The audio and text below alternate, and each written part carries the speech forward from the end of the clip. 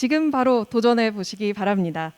온국민 집단지성 프로젝트 2021 도전한국과제 설명회, 그 슬기로운 도전한국 탐구생활 지금부터 함께 시작하겠습니다. 저는 오늘 설명회 진행을 맡은 이소연 아나운서입니다. 반갑습니다. 네, 이번 도전한국과제 설명회는요, 코로나 상황으로 인해 온라인으로 진행이 되고 있는데요. 현재 많은 분들께서 함께 해주고 계십니다. 이렇게 많은 관심 가져주시고 시청해주신 여러분 대단히 고맙습니다. 온라인으로 시청해주시는 분들은 설명회 내용을 보시면서 궁금한 사항이나 또는 질문하고 싶은 부분이 있으시다면 채팅창에 남겨주시면 되겠습니다. 발표를 마무리한 후에 질의응답 시간에 소통하는 시간이 있으니까요. 그때 같이 이야기 나눠보도록 하겠습니다. 또 각 과제별로 온라인을 통해 좋은 의견 남겨주시는 분 추첨을 통해 20명, 그리고 또 질의응답 시간에 선정돼서 질문하시는 분 최대 10명을 뽑아서요. 커피 쿠폰 드리는 이벤트도 진행하고 있습니다. 여러분의 많은 참여 부탁드립니다. 자, 작년에 이어 올해에도 진행되는 도전 한국은요. 구체적인 과제 제시와 파격적인 보상으로 대표되는 대국민 아이디어 공모 사업입니다. 지난 6월 14일부터 다양한 과제에 대한 아이디어 공모가 시작이 됐고요. 좀 더 쉽게 국민 여러분들께서 아이디어 제안에 참여하실 수 있도록 과제별 기술 동향과 현황을 공유하기 위해서 이번 과제 설명회를 진행하게 되었습니다. 오늘 설명회는 도전한국 운영위원회의 책임위원 그리고 소관부처 순서로 과제에 대해 발표를 해주시고 또 이에 해당하는 질의응답을 진행하는 순서로 진행을 하겠습니다. 자, 두 번째로 설명회를 진행할 오늘의 과제는요. 빅데이터 분석 및 디지털 기술을 활용한 효율적인 재생에너지 전력 개통 유지 및 잉여 전력 활용 방안입니다. 빅데이터 분석, ICT 신기술을 활용해서 재생에너지 발전량 확대로 인한 전력 개통의 불안정을 해소하고 이로 인해 발생되는 잉여 에너지의 효율적인 활용 방안을 제안하는 과제가 되겠습니다. 이번 과제 책임위원이신 지역에너지전환 전국 네트워크의 신근정 위원님 함께 나와 계신데요. 도전한국과제 정의서 그리고 과제별 핵심 요구사항에 대해서 발표해 주시겠습니다. 위원님 안녕하세요. 네, 안녕하세요. 네, 안녕하세요. 유튜브를 통해서 보고 계신 시청자 여러분 만나 뵙게 돼서 반갑습니다. 도전 한국 과제 설명을 맡게 된 지역에너지전환 전국 네트워크 신근정입니다. 빅데이터 분석, 디지털 기술 활용, 효율적인 재생에너지, 잉여 전력 이렇게 어려운 단어들로 과제가 구성이 되어 있는데요. 그래도 이 과제 설명 과정을 통해서 잘 질의응답하시고 이해를 잘 하셔서 좋은 아이디어가 나와서 소중한 재생에너지 자원이 버려지지 않고 소중한 필요한 곳에 잘 쓸 수 있게 되기를 바라겠습니다. 제가 말씀드릴 것은 왜 이 과제를 제안하게 됐는지, 그리고 이 과제에서 요청하는 내용이 무엇인지, 관련된 기술적인 현황들은 무엇이 있는지 간략하게 설명을 드리고요. 더 자세한 사항은 이제 다른 분들이 더 추가로 설명을 드리도록 하겠습니다. 현재 이제 기후위기가 굉장히 심화되면서 한국에도 기후 재난이 일상화되고 있습니다. 2018년 폭염과 한파, 2019년의 태풍, 2020년의 장마와 같은 기후 재난으로 많은 인명과 재산의 피해가 있었습니다. 올해 역시 예상을 뛰어넘는 날씨 변화를 보이고 있습니다. 국제적으로 기후위기를 막기 위해서 산업화 이전 대비 1.5도의 온도 상승을 억제해야 된다라고 하는 그런 약속들이 지금 되고 있습니다. 온실가스 감축을 강하게 그래서 요구하고 있습니다. 이미 국제적으로 전 세계는 1.2도가 이미 상승했다고 합니다. 우리나라는 그런데 그 국제 온도 변화보다 훨씬 더 많이 지난 100년간 1.8도의 온도가 올랐습니다. 세계 평균보다 훨씬 높은 온도이고요. 안면도에서 측정한 이산화탄소 농도를 보면 전 세계에서 가장 높은 이산화탄소 농도를 보이고도 있습니다. 그렇기 때문에 우리나라에서는 온실가스를 크게 감축하는 것이 매우 중요한데요. 전체적인 온실가스를 줄이려면 에너지를 전환하는 게 굉장히 중요합니다. 전체 우리나라 온실가스의 87%가 에너지 부분에서 나오고 있습니다. 그런데 그중에서 특히 온실가스 배출의 40%는 전기를 만들어내는 데 쓰이고 있습니다. 그렇기 때문에 전기를 만드는데 온실가스가 배출되지 않는 재생에너지를 사용하는 것이 무엇보다 중요합니다. 그런데 이제 표에 보시는 것처럼 OECD 국가에서 1차 에너지를 공급했을 때 재생에너지 비중을 살펴보면 대한민국은 1.9%로 매우 낮은 편입니다. 이게 재생에너지 다른 나라의 경우에는 덴마크나 핀란드, 노르웨이 같은 경우에는 거의 40% 가까운 재생에너지 비중을 보이고 있습니다. 1차 에너지는 전력뿐만이 아니라 난방이나 이동에 필요한 에너지까지 다 포함된 양이기 때문에 실제로 전체 에너지를 100% 탄소 중립으로 만드는 것이 무척 중요합니다. 한국은 OECD 37개국 중에 최하위를 기록하고 있습니다. 지난 10년간의 재생에너지 발전 비중 증가를 비교해봐도 한국의 실정은 굉장히 미흡합니다. 2009년 대비 2019년의 발전량 변화를 보면 이거는 전체 전력량에서의 재생에너지 발전량을 표현한 건데요. 한국은 2009년 1.7%의 발전 비중에서 2019년 4.8%로 소폭 증가하는 데 그쳤습니다. 하지만 아시아의 8개국은 15%의 재생에너지 발전 비중에서 23.7%로 꽤 많이 증가를 했고요. OECD 국가 30개국 평균을 놓고 봐도 2009년 17.9%에서 2019년 27.2%로 크게 증가했습니다. 한국은 여전히 재생에너지 발전량이 매우 적고 발전 설비의 확산도 다른 나라에 비해서 무척 뒤처져 있는 편입니다.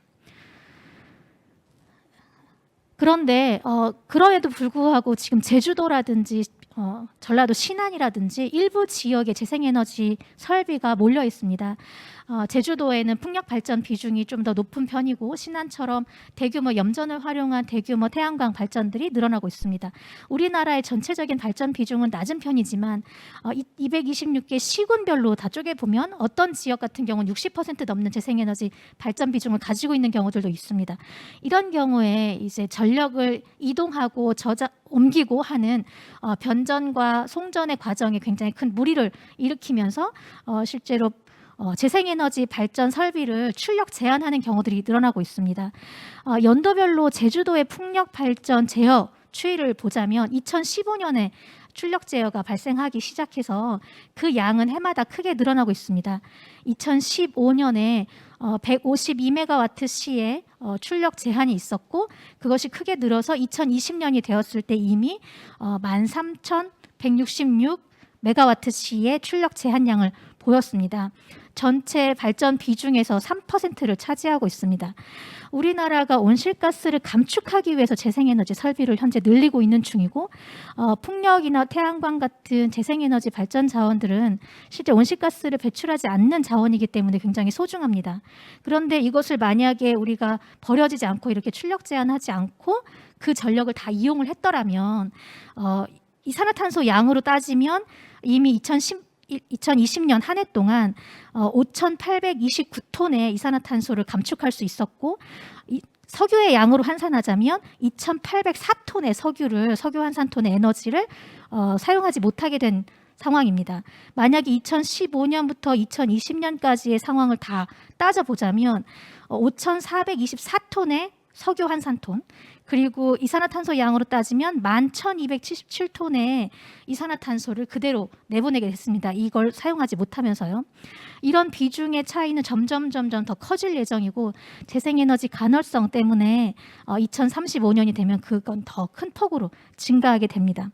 그렇기 때문에 저희가 이제 공모하게 될 과제는 빅데이터를 분석하고 디지털 기술을 활용해서 이 재생에너지의 개통을 제대로 유지하고 출력 제한을 최소화할 수 있는 방안을 공모받고자 합니다. 그리고 출력이 많을 때 잉여 전력을 제대로 잘 활용해서 잉여 전력을 어떻게 효과적으로 사용할 수 있는지에 대한 아이디어도 받으려고 합니다. 기존의 ESS나 수소로 전환한다든지 하는 전환 과정들은 저희가 이미 이제 국가에서 정책적으로 기술도 개발하고 있고 정책적으로 준비하고 있기 때문에 이런 기존에 활용하고 있던 유사한 방식이나 정책으로 이미 마련된 방식들은 제외하고 아이디어를 공모받을 예정입니다. 그렇지만 이제 기존에 활용하고 있거나 활용 예정인 방식이라고 할지라도 뭔가 획기적으로 새로운 방식을 적용해서 발전되고 보완되어서 좀 더 수용성을 높인 아이디어는 응모가 가능합니다. 재생에너지 발전 비용 증가를 로 인해서 개통 불안전의 원인을 고려해서 구체적인 기술적 방안을 제시해야 하고요. 기술 구현 수준을 보여주기 위한 개념 설계도를 첨부해 주셔야 합니다. 빅데이터를 분석하고 ICT 신기술 활용해서 개통 불안정 상황을 미리 인지하고 대처할 수 있는 방안도 좋고요. 신기술을 활용해서 개통의 안정성뿐만 아니라 발전 설비 이용률을 증가할 수 있는 방안도 좋습니다. 단순히 발전을 정지해야 된다, 개통 안정성을 위해서 출력 제한을 하자라고 하는 이런 아이디어들은 설비 이용률을 낮춰서 재생에너지 발전 비중을 확대하는 데 큰 걸림돌이 되기 때문에 근본적인 현재 해결책이 아닙니다. 그렇기 때문에 잉여 전력을 잘 활용하고 개통망을 안정적으로 유지할 수 있게 하는 것이 무척 중요합니다. 아이디어를 내실 때에는 이 관련된 기술들이 굉장히 빠르게 발전하고 있기 때문에 특허 정보 검색 서비스 홈페이지에서 아이디어 중복 여부를 반드시 확인하셔서 제출하셔야 하고요. 정부에서 정책이 개발되고 있는 R&D 과제들이 있을 수 있기 때문에 정부의 R&D 과제가 어떻게 진행되고 있는지 확인하셔서 거기에 대한 중복 여부를 확인하신 후에 제출하시면 좋겠습니다. 이미 저희가 예측을 했을 때 발전 설비가 더 추가로 늘어나게 되면 얼마나 큰 손해를 보게 되는지 이런 것들도 저희가 한번 예측을 해봤었는데요. 2030년에 저희가 총 발전량 중에 재생에너지를 20%를 하겠다고 이렇게 목표를 잡았는데 그 목표대로 진행이 된다고 하면 실제로 출력 제한량은 2,005기가와트시가 될 예정입니다. 예상 손실액은 3천억 원에 달하고요. 하지만 탄소 중립을 위해서는 더 많은 재생에너지 설비의 확대가 필요합니다. 20% 가지고는 우리가 목표로 하는 2050년의 탄소 중립, 2030년의 온실가스 감축 50% 목표를 달성할 수 없습니다. 그래서 좀 더 많은 재생에너지 빠른 확대가 필요한데요. 기존의 목표대로 설정을 하더라도 2040년 재생에너지 35%의 달성률을 보이게 되면 출력 제한량은 23,428기가와트시에 이르게 되고요. 예상 손실액은 3조 3천억 원에 이르게 됩니다.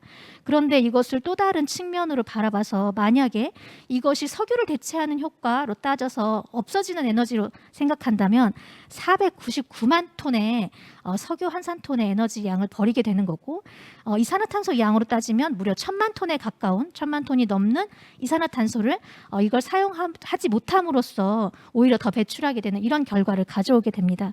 그렇기 때문에 재생에너지를 더 확산하는 게 무척 중요합니다. 현재 재생에너지 같은 경우에 좀 더 이런 잉여 전력을 저장하기 위해서 많은 연구 개발이 이루어지고 있는 중인데요. 제주도의 잉여 전력을 육지로 보내기 위한 송전 선로를 건설한다거나 그리고 지금 현재 재생에너지 잉여 전력으로 수소를 생산하는 그런 수소 충전소를 구축하는 연구 개발도 이루어지고 있는 상황입니다. 더 자세한 기술적인 요구 사항에 대해서는 이제 다른 분이 더 추가로 설명해 주실 예정이니까 많은 궁금한 점을 질문을 해주시고 충분한 정보를 얻어가셨으면 좋겠습니다. 이상으로 마치겠습니다. 네, 신근정 위원님의 발표였습니다. 제외할 내용 또 포함할 내용 주의 깊게 들어보셨나요? 제가 설명을 들어보니까요. 재생에너지 발전 비율 증가로 인한 개통 불안전의 원인을 잘 고려하셔서요. 각 단계별 또는 전체에 대한 구체적인 기술적 방안을 제시하는 게 중요한 부분이 될 것 같습니다. 위원님이 말씀해 주신 것처럼요. 소중한 자원이 버려지지 않게 여러분의 참신한 아이디어 많이 제안해 주시길 바랍니다. 이제 추가적으로 해당 과제의 소관 부처 설명을 들어보도록 하겠습니다. 한국중부발전 신재생사업처 김상준 차장님께서 현재의 정책 추진 상황과 연구 현황 그리고 기술 동향에 대해서 소개해 주시겠습니다. 차장님 발표 부탁드립니다. 네, 안녕하세요. 한국중부발전 신재생사업처에서 근무하는 김상준 차장입니다. 우선 과제 정의서 및 과제별 핵심 요구사항에 대해 먼저 설명해 주신 신근정 위원장님께 감사의 말씀을 드리고요. 아울러 한국중부발전이 제시한 과제 제안에 대해 관심을 가져주신 지금 보고 계신 유튜브 시청자 여러분 및 국민 여러분께도 감사의 말씀을 드립니다. 그러면 준비한 자료를 통해 과제와 관련하여 정책 추진 현황 및 기술 동향에 대해 말씀드리겠습니다. 목차입니다. 먼저 도전 과제를 제출하게 된 배경 및 현황에 대해서 설명드리고 그 다음으로 연구 현황 및 국내외 기술 동향, 마지막으로 과제 제출 관련 당부 및 유의사항에 대해 말씀드리도록 하겠습니다. 배경 및 현황입니다. 이 그래프는 1880년부터 2020년까지 약 140년 동안의 지구 평균 온도 변화를 보여주고 있습니다. 2020년은 1880년에 비해 평균 온도가 약 1도 정도 상승한 것을 볼 수 있는데요. 이러한 온도 변화는 매우 다양한 원인으로 이루어져 있지만 대부분의 과학자들의 연구 결과는 화석 연료 사용과 같은 인간 활동에 의한 온실가스 증가가 지구 온난화의 원인이라고 보고 있습니다. 이를 해결하기 위해 범국가적 차원에서 대응하고 있고 1997년에는 교토 정서가, 2015년에는 파리 기후협약이 체결되었습니다. 우리나라 또한 에너지 전환 정책을 추진하고 있으며 그린 뉴딜 정책을 발표하여 태양광, 풍력 등 재생에너지 발전 비중을 확대하여 전 세계적 트렌드인 온실가스 감축 계획에 동참하고 있습니다. 그러나 이러한 재생에너지 보급 확대는 문제점을 야기시킬 수 있는데요. 재생에너지의 주요 에너지원인 태양광 및 풍력 발전은 매일 그리고 매시간 얼마만큼 발전할지 예측이 쉽지 않다는 것입니다. 바로 재생에너지 발전량이 간헐적이기 때문인데요. 태양광 발전의 경우 날씨, 구름 등의 영향뿐만 아니라 일출, 일몰에도 영향을 받습니다. 풍력 발전의 경우에도 대기 고유 상태, 즉 바람의 방향, 바람의 세기 등으로 발전량 예측이 쉽지가 않습니다. 그렇다면 발전량 예측이 안 된다는 것이 왜 문제가 될까요? 이러한 현상이 왜 문제가 되는지 알아보기 위해 미국 캘리포니아의 전력 부하 그래프를 보도록 하겠습니다. 간단히 설명드리겠습니다. 먼저 맨 위 파란색 그래프는 원자력, 화력 등 신재생 에너지를 포함하여 모든 발전원으로부터 공급되는 전력 부하량을 나타내고 있습니다. 그 아래 주황색 그래프는 태양광과 풍력을 제외한 전력 부하량인데요. 주황색 그래프 가운데 부분이 움푹 파인 것 모습을 확인할 수 있습니다. 왜 이런 형태로 나타나게 될까요? 그 이유는 바로 태양광 발전에서 공급되는 전력이 시간에 따라 다르기 때문입니다. 맨 아래 회색으로 표시된 그래프는 순수하게 태양광 발전만을 통해 공급되는 전력을 의미하는데요. 이 회색 그래프를 위 파란색 그래프에 차감하게 되면 태양빛이 비추는 오전 8시부터 오후 6시까지의 전력 부하량이 주황색 커브와 같은 모양으로 생기게 된다는 것을 알 수 있습니다. 전력 부하량을 연도별로 비교한 그래프를 보여주는데요. 여기에서 주목할 점은 2015년에서 20년으로 될수록 오전 8시부터 오후 6시 사이의 전력 부하가 현저히 낮아지는 모습을 볼 수 있습니다. 이것의 전체적인 모습이 오리와 닮았다고 하여 이러한 현상을 더 커브라고 부르게 된 것입니다. 이러한 현상은 재생에너지 발전소를 건설하고 발전소에서 생산된 전력을 효과적으로 공급해야 되는 입장에서는 간과할 수 없는 문제라고 생각합니다. 더 커브가 점차 심화되면 다음과 같은 문제점이 발생할 수 있습니다. 첫째로 낮 시간대 과잉 발전입니다. 기상 등의 영향으로 신재생 에너지 발전이 증가하게 되면 부하량 예측 정확성이 떨어지기 때문에 과잉 발전 및 전력망 운영 비용이 상승할 수 있고요. 둘째로 해가 진 후 정지했던 기저발전원들을 기동해야 하기 때문에 이러한 발전기들의 운영 정지 또한 재가동이 반복되게 됨으로써 운영 및 유지 비용이 증가할 수 있습니다.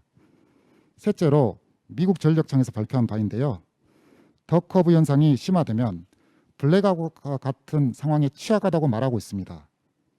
즉, 낮 시간대 재생에너지 출력량이 급감하게 되면 다른 발전원으로 이를 보완해야 하는데 이를 대체하지 못하면 블랙아웃 상황으로 우려한다는 것이죠. 우리나라의 경우에는 19년 기준 태양광, 풍력 등 재생에너지 발전 비중이 10%가 안 되기 때문에 국내에서는 더 커브 현상이 심각한 수준은 아닐 수 있습니다. 하지만 재생에너지 발전량이 많은 제주도의 경우 풍력 발전의 출력 제한이 발생하였고 전남 신안구 소재의 태양광 발전소 또한 올해 출력 제한 사례가 발생하였습니다. 에너지경제연구원의 P2G 활성화 연구에 관한 보고서에 따르면 재생에너지 발전량 증가에 따른 출력 제한 비율이 2030년에는 2.6%, 2040년에는 5.8%에서 13.7%까지 이룰 수 있다는 연구 결과도 있습니다. 다음으로 과제와 관련한 기술 동향 및 연구 현황입니다. 먼저 재생에너지 잉여 전력 활용 기술입니다. 이 분야에서는 전력과 비전력 부분 간의 결합, 즉 섹터 커플링이 이루어지고 있는데요. 재생에너지 잉여 전력을 열, 가스, 수송 부분으로 상호 전환할 수 있고 에너지원으로 활용할 수 있습니다. 구체적으로 간단하게 말씀드리면 전기차 배터리를 ESS로 활용할 수 있는 V2G, 재생에너지 잉여 전력을 열에너지로 바꿀 수 있는 P2H, 재생에너지 잉여 전력을 수소로 전환하는 P2G가 있습니다. 특히 P2G의 경우 저희 한국중부발전은 제주도 풍력발전과 연계한 500kW급 P2G 설비를 시운전 완료하였습니다. 다음으로 빅데이터 및 디지털 기술을 전력 산업에 결합한 연구 및 실증 단계 사례도 소개하도록 하겠습니다. 가상발전소, 즉 VPP가 대표적 예라고 할 수 있는데요. VPP는 태양광 발전소 DER 등 전국에 흩어져 있는 발전소를 통합하여 원격 제어를 하고 하나의 발전소처럼 운영하는 시스템을 말하는 것입니다. VPP를 통해 다양한 분산 자원을 모집할 수 있고요. 발전량을 예측하여 자원 관리를 최적화할 수 있을 것으로 생각하고 있습니다. 다음으로 신재생 발전 예측 기술입니다.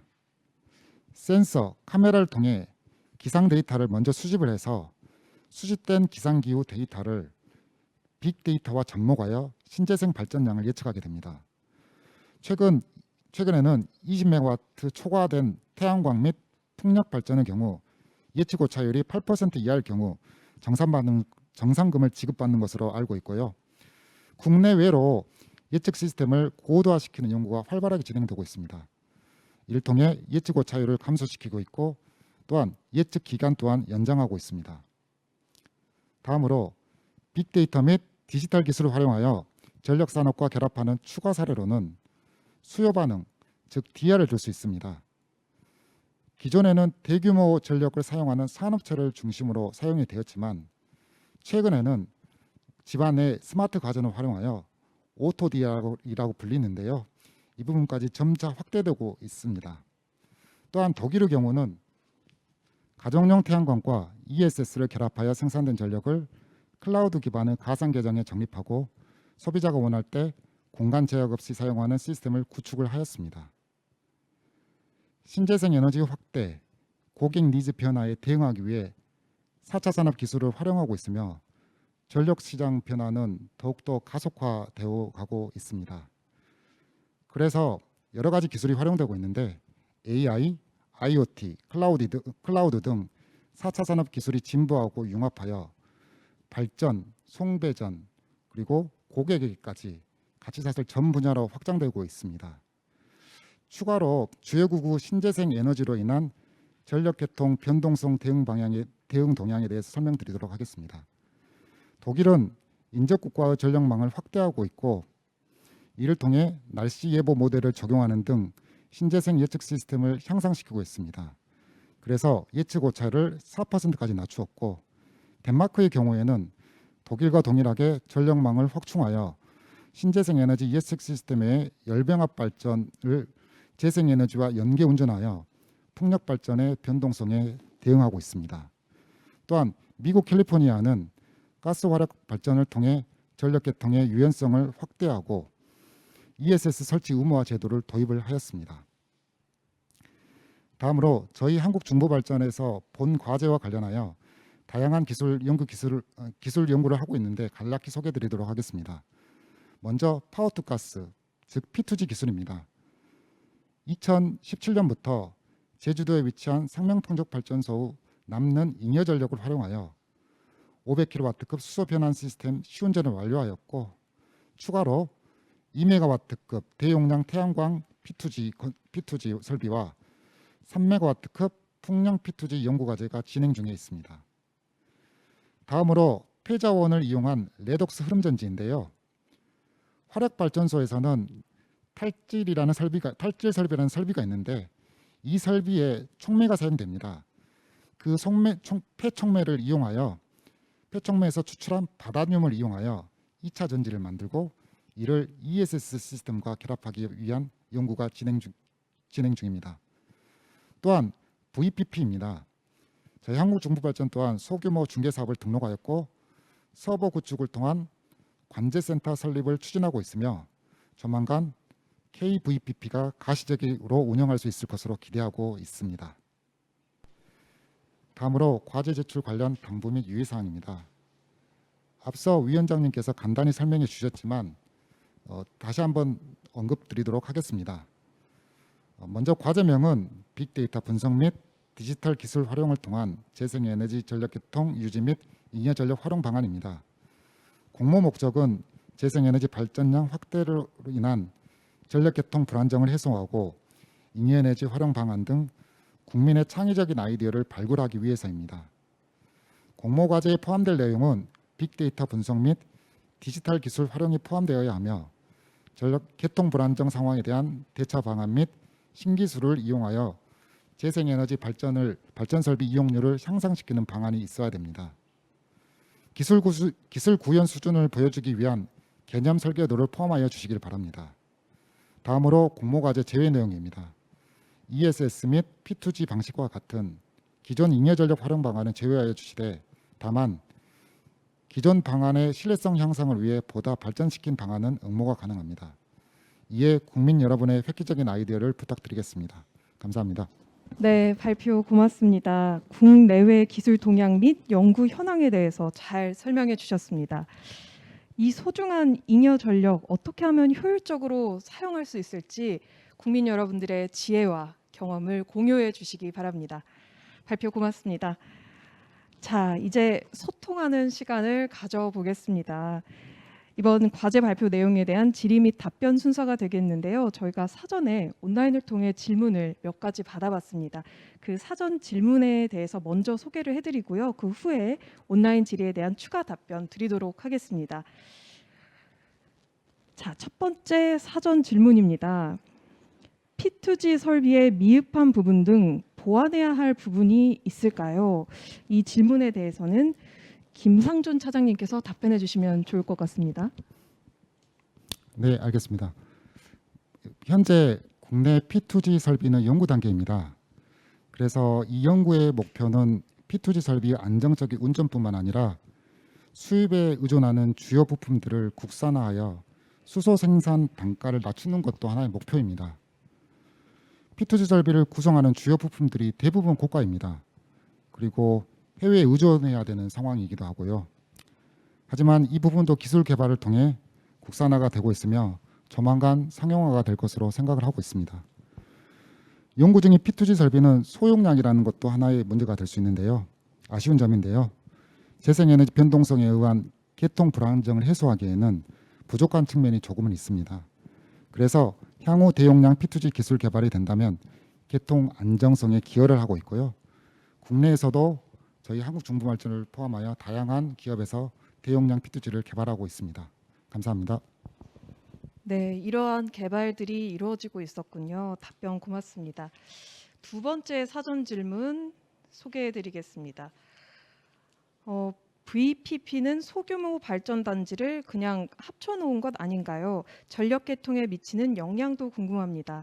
이 질문에 대해서는요, 지금 질의응답 함께 해주고 계시는 한국중부발전 ICT 기획부 이난규 팀장님께서 답변해 주시면 좋을 것 같습니다.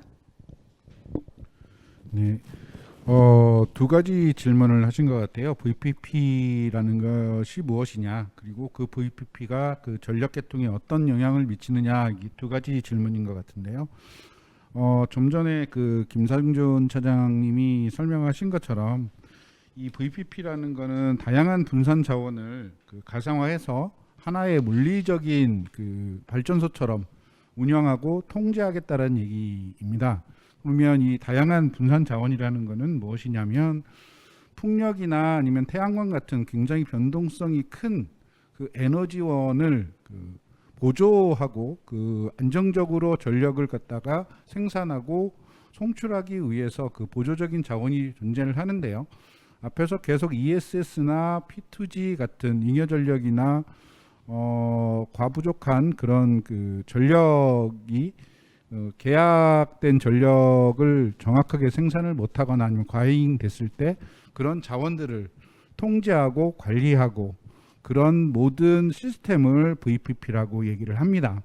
그러면 이 VPP하고 전력 개통하고는 어떤 관계가 있느냐면 이렇게 생산된 전력들이 그 개통 시스템을 이용해서 그 각 가정이나 변전소 이런 쪽으로 다 송출이 돼야 되는데 이 전력 개통 시스템이 그 VPP만을 위해서 존재하는 것이 아니라 기존의 이제 기력이나 화력에서 발전한 그런 발전량도 같이 함께 그 송출이 되는 거기 때문에 그 VPP에서 생산된 전력들이 함께 관리되어야 되고 통제되어야 됩니다. 그렇기 때문에 VPP와 전력 개통은 상당한 연관 관계가 있다라고 할 수 있습니다.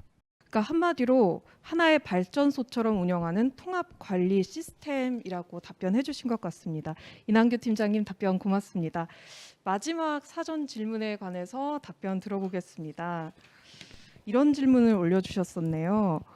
전력 저장을 위한 충분한 배터리가 있으면 해결되는 문제가 아닌가요? 라고 해주셨는데요. 신근정 위원님, 해결이 되는 문제인가요? 아, 네. 핸드폰처럼 저장했다가 필요할 때 꺼내 쓸 수 있으면 참 좋을 텐데요. 우리나라의 LG화학, 삼성, SDS처럼 배터리를 제조하고 판매하는 회사들은 국제적으로 기술력도 높고 인정도 받고 있습니다. 또 전력 저장을 위해서는 양수발전처럼 물리적으로 물을 퍼올려서 에너지를 나중에 필요할 때 꺼내 쓸 수 있는 방법, 가스로 앞에서 말씀하셨던 것처럼 P2G처럼 수소로 만들어서 가스로 저장하는 방법들도 이제 저장 방식이라고 할 수 있습니다. 하지만 질문에서 말씀해 주셨던 배터리 같은 경우에는 이제 ESS 시스템, 배터리 시스템으로 이제 저장을 하는 것도 요즘 크게 이제 늘어나고 있고 기술도 발전하고 있는 상황인데요. 점차 이제 이런 ESS 시스템도 산업용으로도 쓸 수 있게 규모도 커지고 있는 것도 사실이긴 합니다. 이후에 기술이 발전하면 어느 정도 재생에너지 변동성을 확보하는데, 변동성을 커버하는데 역할을 할 수도 있겠죠. 하지만 이 배터리를 제조하고 운영하는 데는 돈도 많이 들고요. 상당한 자원도 필요합니다. 설치한 장소도 필요하고요. 배터리를 만들기 위한 재료도 굉장히 많이 필요합니다. 특히 이제 가장 널리 쓰이는 리튬이온 배터리 같은 경우에는 코발트, 리튬, 니켈, 구리와 같은 희토류들이 많이 쓰이게 되는데요. 이것들을 생산하고 가공하는 과정에서 환경오염도 일으키고요. 현재는 중국이 또 대부분 생산을 독점하고 있습니다.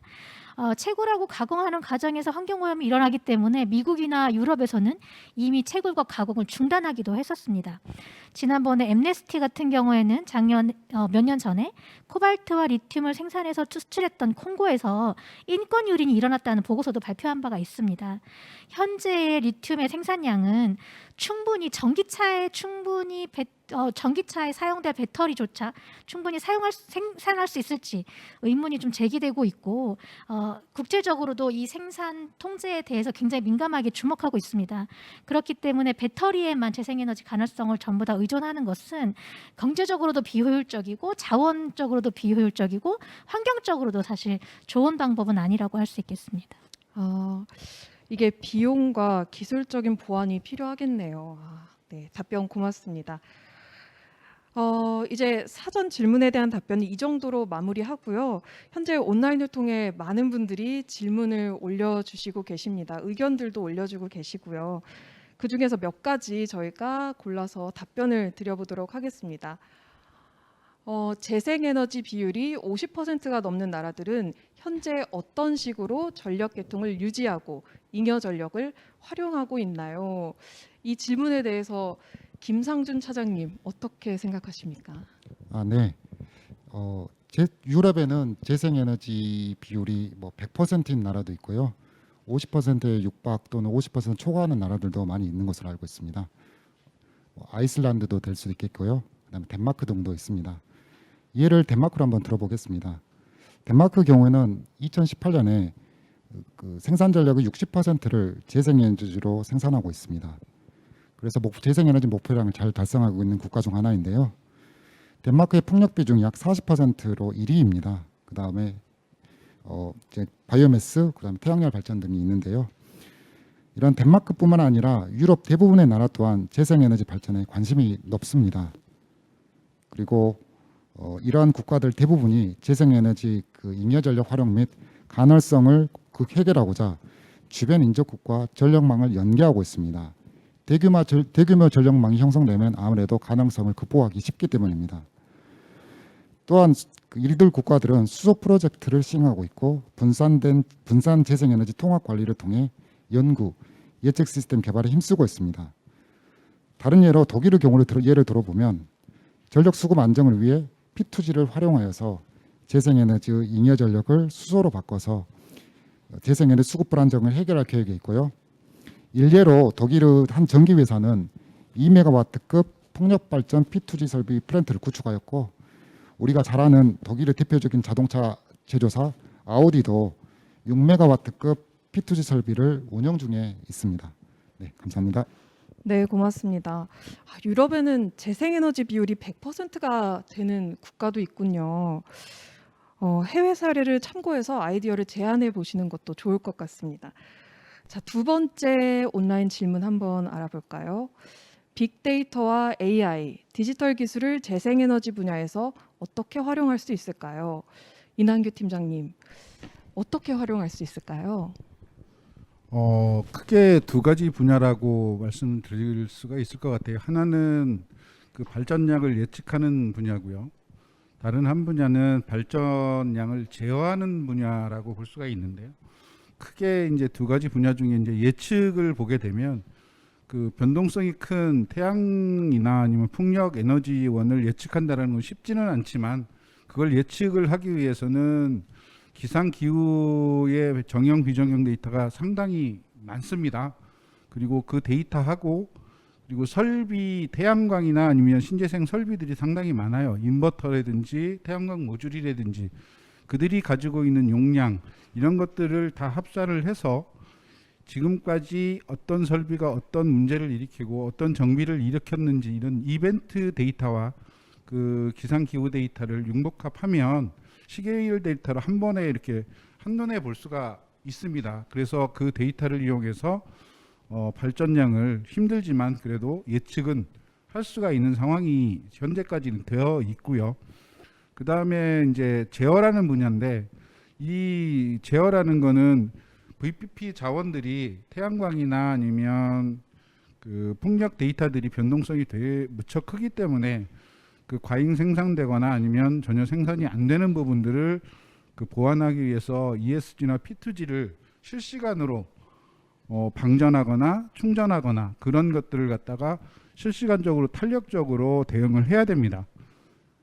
그런 부분들이 이제 제어에 해당되는 부분이고요. 이 실시간으로 해야 된다는 거는 방대한 데이터를 갖다가 수집하고 그리고 빠르게 판단을 해서 ESS나 아니면 P2G를 갖다가 충전할 건지 방전할 건지를 판단을 해서 그 발전량을 안정되게 송출을 해야 됩니다.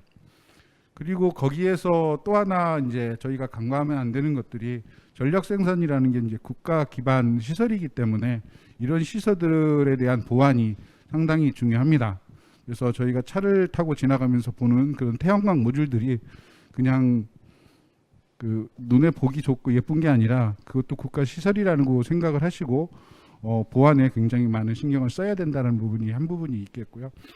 요번에 그 국민 제안을 하셔가면서 잉여 전력에 대한 활용 분야도 더 그 좋은 의견이 될 수도 있고, 제가 말씀 조금 아까 드린 예측이나 아니면 제어 그리고 보안 분야도 굉장히 괜찮은 제안 분야가 되지 않을까 이렇게 생각을 한번 해봅니다. 네, 발전량의 안전한 송출을 위해 빅데이터와 AI를 활용해서 발전량 예측과 발전량 제어에 활용할 수 있다고 말씀해 주셨습니다. 자, 질문 한 가지 더 소개해 드릴까요? 재생에너지의 발전량 비중이 높은 유럽에서 P2G 저장 기술 연구가 활발하다고 하는데요. 우리나라 P2G 저장 기술은 현재 어느 정도까지 온 건지 궁금합니다. 이 질문 김상준 차장님 답변해 주시겠어요?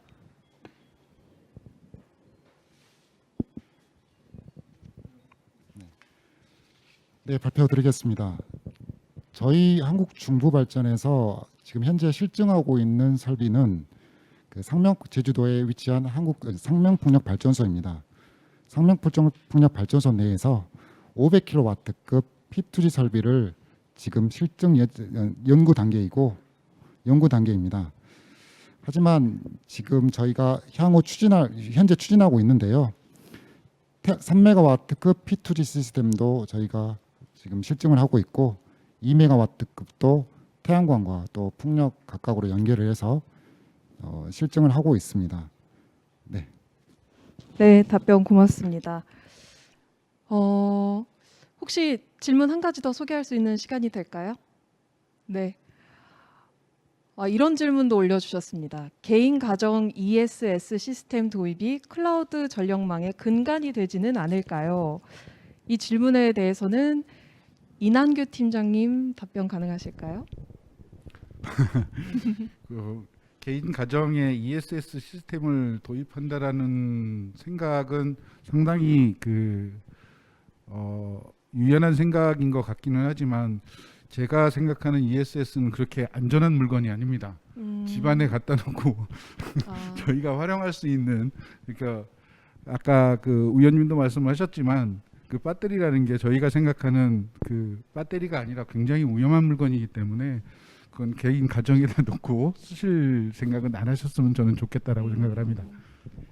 네, 알겠습니다. 배터리가 그렇게 안전한 건 아닌 것 같습니다. 이 답변 궁금증에 해결하는 데 도움이 되셨길 바라겠습니다. 자, 마지막 질문 한 가지만 더 소개해 드리겠습니다. 신재생 에너지의 생산지와 소비자와의 원거리로 인한 전력 손실을 줄이기 위해서 효과적인 방안은 무엇이 있을까요? 위원님 답변해 주시겠어요? 네. 사실 가장 좋은 건 소비지 인근에 재생에너지가 위치하는 겁니다. 우리가 도시나 공장에서 에너지를 많이 쓰고 있잖아요. 전력 같은 경우도 도시의 건물이나 산업시설에서 이제 에너지를 많이 씁니다. 그러니까 소비지 인근에 재생에너지 설치하는 게 가장 좋은데, 기존의 원자력 발전소나 화력 발전소 같은 경우에는 대규모 설비로 위치해야 되고 바닷가에서 이제 그 설비를 식히게 하기 위한 온배수가 필요했기 때문에 실제로 소비지 인근에 위치하기 좀 어려운 측면들이 있었습니다. 하지만 재생에너지 같은 경우에는 건물에 건축 외장재를 태양광으로 한다든지, 아니면은 이제 산업 설비의 옥상에 재생에너지를 설치한다든지 태양광을 설치한다든지 하는 식으로 소비지 인근에 재생에너지를 설치할 수 있는 굉장히 많은 아이디어와 방안들이 있습니다. 그렇기 때문에 소비 예측을 하고 그 소비에 맞춰서 재생에너지 설비를 설치하고 그리고 최소한 에너지를 이제 소비를 줄일 수 있는 방안들을 강구하는 게 사실은 전력 손실을 최소화할 수 있는 방안이고요. 재생에너지 발전 설비 같은 경우는 특히 전기를 직접 만들어서 전기를 쓰는 거거든요. 기존의 화력 발전이나 원자력 발전 경우에는 열을 생성시켜서 그 열로 이제 전기를 다시 만들어내는 이런 여러 가지 변환 과정을 거치기 때문에 손실이 크지만, 재생에너지는 직접 전기를 쓰고 소비지 가까이 있고 수요에 대비해서 설치 용량을 우리가 마음대로 결정할 수 있어서 분산 전원이라고 부릅니다. 그런 방법들을 우리가 다양하게 이용한다고 하면 전력 손실을 줄일 수 있는 다양한 아이디어를 충분히 나올 수 있을 것 같고, 여기 이번에 아이디어 공모전에도 그런 방식의 아이디어를 많이 내주시면 더 좋을 것 같습니다. 네, 건물 옥상에서도 많이 보이죠. 태양열 에너지 설비. 그런 것처럼 소비지 인근에 재생 에너지가 위치하는 게 중요하다고 답변해 주셨습니다. 제가 마지막 질문으로 드렸는데요. 한 가지만 더 소개해 드리겠습니다. 재생 에너지 중 가장 효율이 좋은 발전 방법은 무엇인가요?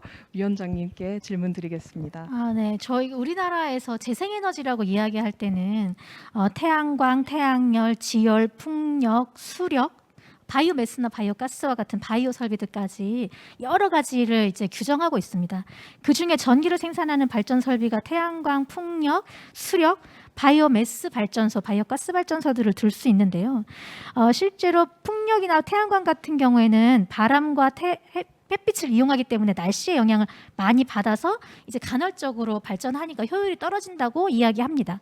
하지만 이제 바이오 설비 같은 경우는 연료를 투입해서 발전을 하는 기존의 화력 발전과 발전 방식이 똑같습니다. 그래서 효율 측면으로 보자면 24시간 가동이 가능하고 연료를 투입하는 만큼 발전을 하는 바이오 제품을 이용한 바이오 성분을 이용한 발전이 효율적이라고는 할 수 있습니다. 하지만 우리가 재생에너지를 확산하려는 이유 자체는 기후이기 때문이고 온실가스를 감축하려고 하는 것 때문인데요. 기존의 화석연료 발전소에서 나오는 이제 이산화탄소를 줄이려고 우리가 재생에너지를 확산하는 거잖아요. 그런데 바이오매스나 바이오가스를 이용하는 것은 이 바이오를 생산하기 위해서 식물을 이용하는데 그 식물이 자라는 동안에 흡수했던 이산화탄소를 태우는 과정에서 다시 내보냅니다. 그렇기 때문에 탄소 중립이라고는 말하지만 온실가스 배출이 0이라고 말할 수는 없습니다. 그렇기 때문에 효율을 따질 때 정말 얘가 발전 설비를 얼마나 최대한 이용할 수 있고 개통에 얼마나 안정적으로 이용할 수 있느냐만 따지는 것이 아니라 환경적인 측면 그리고 기후위기에 기여하는 측면 다양한 각도로 저희가 참 같이 검토를 해봐야 하고요. 사실 소비 방식에 따라서 효율도 달라질 수 있습니다. 우리나라 같은 경우는 계절에 따라 요일에 따라 시간대에 따라 날씨에 따라 에너지 소비가 달라지기 때문에 실제로 우리가 가장 에너지를 많이 쓰는 시간에 에너지를 생산하는 태양광이 어떤 측면에서는 더 효율적일 수도 있고요. 어떤 측면에서는 또 24시간 돌아가는 기저부하를 감당하기 위해서는 또 24시간 가동하는 게 더 효율적일 수도 있습니다. 그래서 일률적으로 이게 더 효율적이다, 이게 더 비효율적이다 이렇게 말하기는 좀 어려운 것 같습니다.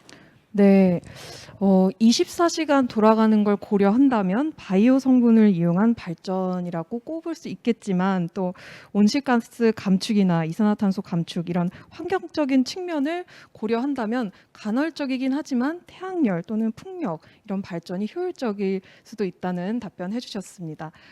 오늘 구체적인 답변 대단히 고맙습니다. 이렇게 온라인으로 올라온 질문에 대해서는 마무리하도록 하겠습니다.